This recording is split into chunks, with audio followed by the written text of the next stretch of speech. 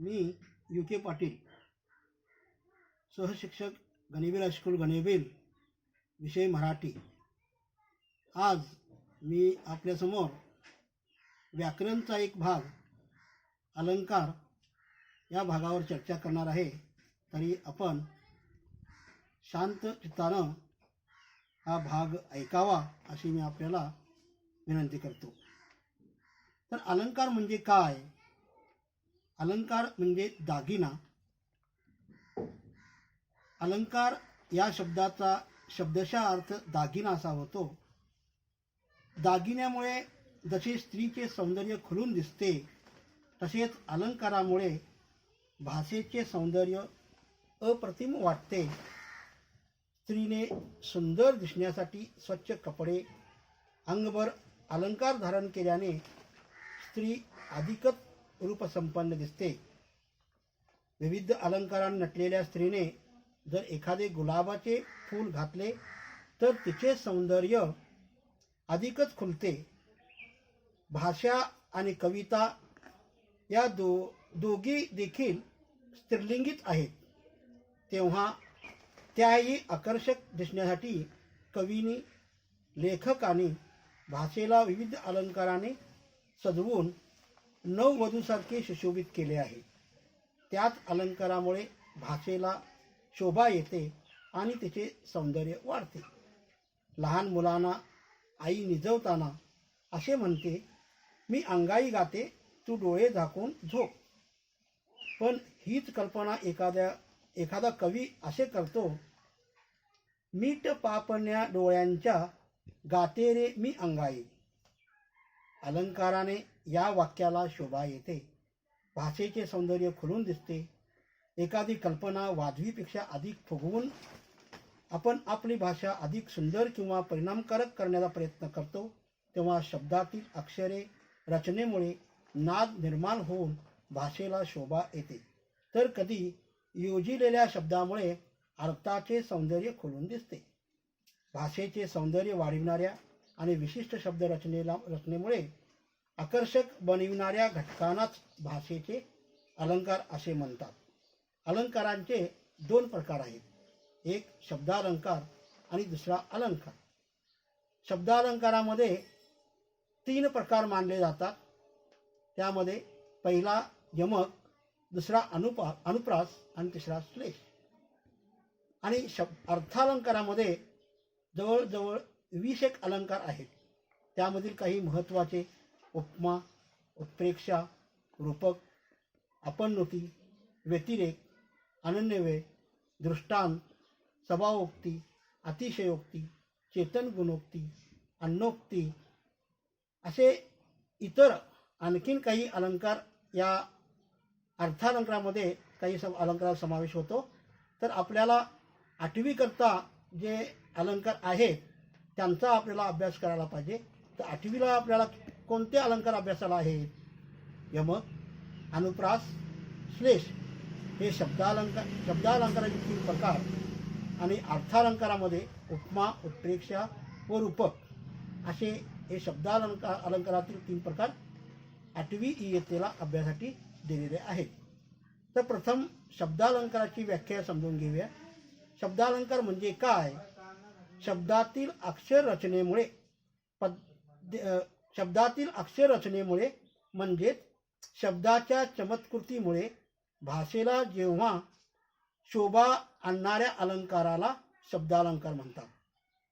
शब्दातील अक्षर रचनेमुळे, शब्दांच्या चमत्कृतीमुळे भाषेला शोभा आणणाऱ्या अलंकाराला शब्दालंकार म्हणतात. उदाहरणार्थ पहिला जो अलंकार आहे त्याच्यातला तो यमक अलंकार. आता यमक अलंकाराची व्याख्या काय, त्याचं लक्षण काय? कवितेच्या चरणाच्या शेवटी, मध्ये किंवा ठराविक ठिकाणी एकच अक्षर वेगळ्या अर्थाने आल्यास यमक अलंकार होतो. तीच व्याख्या आपण अशी सांगू शकतो, पद्याच्या एका चरणाच्या शेवटचे अक्षर किंवा कवितेच्या चरणाच्या शेवटी, मध्ये किंवा ठराविक ठिकाणी एक किंवा अनेक अक्षरे वेगळ्या अर्थाने आल्यास यमक अलंकार होतो. उदाहरणार्थ नाचू कीर्तनाच्या रंगी, ज्ञानदीप लावू जगी, हे उदाहरण यमक अलंकारासाठी वापरलेलं आहे. तर या ठिकाणी दोन ठिकाणी त्या ओळीच्या शेवटी आणि मध्ये गी गी हे अक्षर आलेलं आहे, म्हणजे रंगी आणि जगी. त्यामुळे या ओळीमध्ये यमक साधला जातो आणि ते अक्षर वेगवेगळ्या अर्थाने वापरले जाते म्हणून इथं यमक अलंकार होतो. दुसरे उदाहरण आहे, सुसंगती सदा घडो, सुजन वाक्य कानी पडो, कलंक मतीचा झडो, विषय सर्वता नावडो.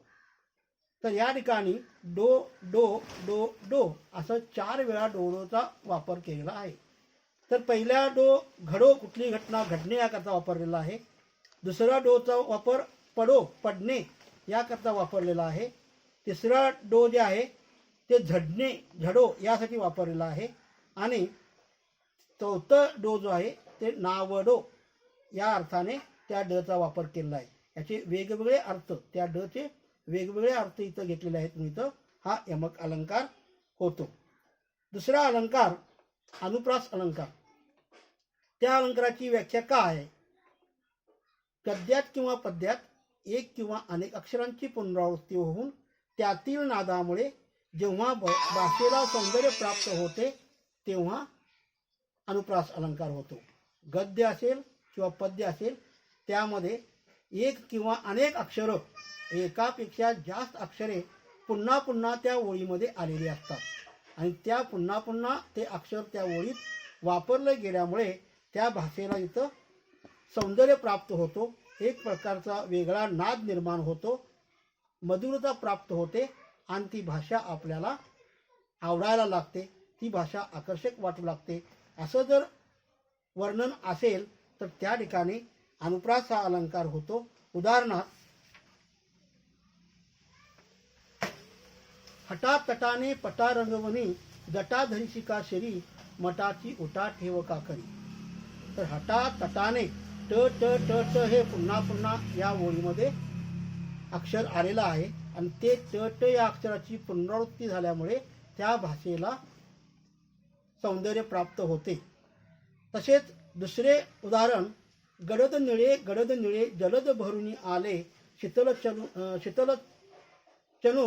जणू शीतल, गडद निळे जलद भरुनी आले, शीतल तनू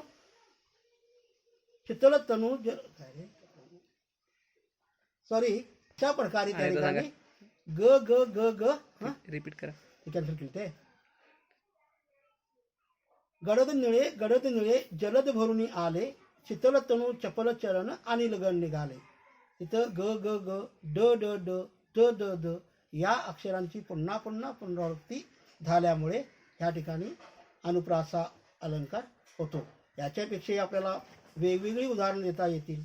उदाहरणार्थ, काकूने काकांचा काळा कोट, कात्रीने करा करा कापून कोपऱ्यात कोंबला. इथं क क ची पुन्हा पुन्हा पुनरावृत्ती झालेली आहे. उदाहरणार्थ, मोठेपणाचा मार्ग मरणाच्या मैदानातून जातो. अशी अनेक उदाहरणं देऊन हा अनुप्रास अलंकार आपल्याला समजून घेता येतो. तिसरा जो अलंकार आहे तो श्लेष अलंकार. या श्लेष अलंकाराची व्याख्या, एकच शब्द वाक्यात जेव्हा 2 अर्थांनी वापरल्यास शब्द चमत्कृती साधते तेव्हा श्लेष अलंकार होतो. उदाहरणार्थ, शंकरास पूजिले सुमनाने. शंकरास पूजिले सुमनाने. सुमन या शब्दाचे 2 अर्थ इथं घेतलेले आहेत. सुमन म्हणजे फूल आणि सुमन म्हणजे चांगले मन. शंकरास पूजिले सुमनाने. सुमन या शब्दाचा एक अर्थ होतो फूल, दुसरा अर्थ होतो चांगले मन. त्याचप्रमाणे श्रीकृष्ण नवरा मी नवरी, शिशुपाल नवरा मी नवरी. या ठिकाणी नवरा या शब्दाचे 2 अर्थ, नवरी या शब्दाचे 2 अर्थ आहेत. नवरी म्हणजे न वरणे, लग्न न करणे, आणि नवरी म्हणजे नवरी किंवा वधू असे त्या शब्दाचे 2 अर्थ इथं घेतलेले आहेत. ही गाडी जावयाची आहे. जावयाची या शब्दाचे 2 अर्थ आहेत. जावयाची म्हणजे जावयाची म्हणजे जायची गाडी आहे आणि दुसरा अर्थ जावयाची गाडी आहे. अशा प्रकारे या अलंकारामध्ये एकाच शब्दाचे दोन अर्थ जेव्हा आपण घेतो त्या अलंकाराला श्लेष अलंकार म्हणतो. दुसरा भाग जो आहे तो अर्थालंकार.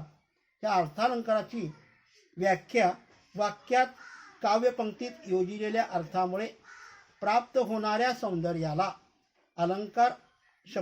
सौंदर्याला अर्थालंकार असे म्हणतात. यामध्ये दोन भिन्न वस्तूतील साम्य किंवा विरोध दर्शवलेला असतो. उपमा अलंकार शिकण्यापूर्वी चार भिन्न घटकांचा परिचय करून घेऊ. उदाहरणार्थ उपमेय, ज्याची तुलना करायची ते. उपमान, ज्याच्याशी तुलना करायची ते. साधर्म्य, दोन वस्तूतील असलेला सारखेपणा. आणि चार, साम्य दाखवणारे शब्द, हे सारखा, जसा, जेवी, सम, परी, गत इत्यादी. उदाहरणार्थ वैजनाथचे अक्षर मोत्यासारखे सुंदर आहे. अक्षर उपमेय, मोती उपमान, सुंदर दोन्हीतील सारखेपणा. आणि सारखे हा शब्द साम्य दाखवणारा शब्द. आता उपमा अलंकाराची व्याख्या बघूया. वस्तूतील साम्य चमत्कृती पूर्ण रीतीने जेथे वर्णन केलेले असते तिथं उपमा अलंकार होतो. म्हणजे दोन वस्तूतील साम्य जेथे चमत्कृती पूर्ण रीतीने वर्णन करून सांगितले जाते तिथे हा उपमा अलंकार होतो. उदाहरणार्थ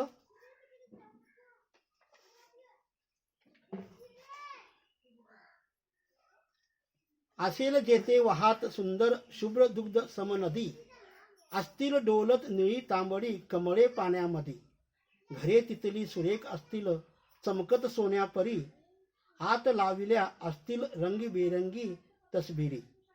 तर या अलंकारामध्ये साम्यवाचक शब्द, साम्य दर्शविणारे शब्द इथं आलेले आहेत. सम नदी, शुभ्र दुग्ध सम नदी. इथं सम हा शब्द सारखेपणा आलेला आहे, सारखेपणा दाखवणारा आहे. त्यानंतर सोन्या परी, परी हा शब्द सारखेपणा दाखवणारा आहे. त्यानंतर या दोन शब्दामुळे इथं दोन वस्तूतील किंवा दोन संदर्भातील समान किंवा सारखेपणा इथं दर्शविला आहे. साधं आणि सोपं उदाहरण, आभाळ आगत माया तुझी आम्हावरी राहू दे. आभाळ आगत, गत हा शब्द काय करतो, त्या दोरीतला सारखेपणा साम्य दाखवतो. आभाळ आगत माया तुझी आम्हावरी राहू दे. आभाळ जशी सर्वांच्या वरती सारखी माया देतं, सर्वांना सारखीच सावली देतं, त्याच प्रकारे माया आपल्यावर राहू दे. म्हणजे गत हा शब्द सारखेपणा दाखवणारा, साम्य दाखवणारा इथं वापरलेला आहे. तिसरं उदाहरण, शिवाजी सिंहासारखा शूर होता. शिवाजी आणि सिंह या दोन शब्दांच्या मध्ये साम्य दाखवलेला आहे. हा उपमा अलंकार. उत्प्रेक्ष अलंकाराची व्याख्या आहे, उपमेय हे जणू उपमानच आहे. असे जेथे वर्णन केलेले असते तेथे उत्प्रेक्ष हा अलंकार होतो. उपमेय हे जणू उपमान, म्हणजे उपमेय हेच उपमान आहे. असे जेथे वर्णन असते तिथं उत्प्रेक्ष अलंकार होतो. जेव्हा वाक्यात पदपंक्तीत जणू, जणू काय, की, गमे, भासे, वाटे यापैकी साधर्मसूचक शब्द येतो तेव्हा उत्प्रेक्ष हा अलंकार होतो. उदाहरणामध्ये, किती माझा कोंबडा मजेदार, मान त्याची कितीतरी बाकदार, शिरोभागी तांबडा तुरा हले, जणू जास्वंदी फूल उमरले, अर्धपायी पांढरीशी विजार, गमे विहंगातील बडा फौजदार. या उदाहरणामध्ये इथं जणू जास्वंदी फूल उमरले, शिरोभागी तांबडा तुरा हले, कोंबड्याच्या डोकीवरती जो लाल जो तुरा असतो तो तुरा आणि जास्वंदीचं फूल याच्यात थोडंसं तुलना केलेली आहे. त्यानंतर गमे हा शब्द आलेला आहे, अर्धपायी पांढरीशी विजार, कोंबड्याच्या पायावरती जे अर्धवट पायावरती जे केस आहेत तिथं काय म्हटलं आहे, एखादा तो कोंबडा म्हणजे त्या पक्षातील त्यांचा तो फौजदार आहे असं इथं तुलना केलेली आहे. त्यानंतर दुसरं उदाहरण आहे, ती गुलाबी उषा म्हणजे परमेश्वराचे प्रेम जणू. तर सकाळी पहाटे जो सकाळचा पहाटचा जो रंग जो असतो तो त्याच्या वेळेचं वर्णन, ती गुलाबी रंगाचं वर्णन, दृश्याचं वर्णन या ठिकाणी केलेलं आहे. त्याच्यात तर परमेश्वराचं ते एक प्रकारचं प्रेम आहे असं इथं वर्णन केलेलं आहे. आणि तिसरं उदाहरण, शिवाजी जणू सिंहच होता. शिवाजी जणू सिंहच, म्हणजे इथं सारखेपणा नाही आहे, तुलना केलेला आहे. शिवाजी नसून तो कोण होता? सिंह होता. शिवाजी जणू सिंहच होता. अशा प्रकारे हा इथं उत्प्रेक्ष अलंकार आपल्याला दाखवून दिलेला आहे. त्याचप्रमाणे चौथा आणखीन एक अलंकार त्यामध्ये आहे रूपक अलंकार. उपमेय व उपमान ही भिन्न नसून एकरूप आहेत असे वर्णन जिथे केलेले असते तेथे रूपक अलंकार होतो. उपमेय व उपमान ही काय आहेत? भिन्न नसून एकरूप आहेत, ती वेगवेगळी नाहीत. ती काय आहेत? भिन्न नसून ती एकरूप आहेत, एकच आहे असं ज्या ठिकाणी वर्णन केलेलं असतं तिथं हा रूपक अलंकार होतो. उदाहरण पहा, लहान मूल म्हणजे मातीचा गोळा, आकार द्यावा तशी मूर्ती घडते. लहान मुलाला आपण लहानपणी जे संस्कार देतो, जे संस्कार घडवतो, त्याच प्रकारे ते मुलगं बनतं. मुलाला चांगले संस्कार दिला, मुलगं चांगलं घडतं, सज्जन होतं. आणि त्याच मुलाला जर तुम्ही वाईट संस्कार दिला तर ते मुलगं दुर्जन बनतं, ते मुलगं वाईट गुणी बनतं, एखादा चोर दरोडेखोर सारखं ते मुलगं बनू शकतं. म्हणून असं म्हटलेलं आहे की लहान मूल म्हणजे मातीचा गोळा, आकार द्यावा तशी मूर्ती घडते. जसं चिखलाच्या गोळ्याला आम्ही ज्या प्रकारे घडवतो, ज्या प्रकारे आकार देतो, त्या प्रकारे त्या चिखलाच्या गोळ्यातून मूर्ती घडते. या लहान मुलामध्ये आणि चिखलाच्या गोळ्यामध्ये एकरूपता आहे, ती वेगवेगळी नाही आहेत, हे इथं या उदाहरणामध्ये दाखवून दिलेलं आहे. दुसरं उदाहरण बघा, काय बाई सांगो स्वामीची ती दृष्टी, अमृताची दृष्टी मज होय. इथं काय म्हटलेलं आहे? काय बाई सांगो स्वामी. स्वामी म्हणजे पती. आपल्या पतीचं पाहणं, पतीची दृष्टी म्हणजे एखादा अमृताचा पाऊस पडल्यासारखं आहे. इतकं ते स्वामींचं पाहणं, स्वामींची दृष्टी इतकी ती मायाळू आहे की अमृताचा पाऊस पडल्यासारखा आपल्या होईल. म्हणजे स्वामीची दृष्टी आणि अमृताची दृष्टी याच्यामध्ये एकरूपता दाखवलेली आहे. तिसरं उदाहरण, शिवाजी सिंहच होता. शिवाजी सिंहच होता. बघा, हे उदाहरण तिन्ही अलंकारामध्ये वापरलेलं आहे. उपमामध्ये शिवाजी सिंहासारखा शूर होता. उत्प्रेक्षामध्ये शिवाजी जणू सिंहच होता. आणि इथं जे वापरलेलं आहे शिवाजी सिंहच होता. म्हणजे शिवाजी हा शिवाजी नसून तो सिंह, म्हणजे शिवाजी आणि सिंह याच्यात इथं एकरूपता दाखवलेली आहे. अशा प्रकारे आपला इयत्ता 8वीतला अलंकारांचा जो अभ्यासक्रम जे आहे तो आपला इथं संपलेला आहे. धन्यवाद.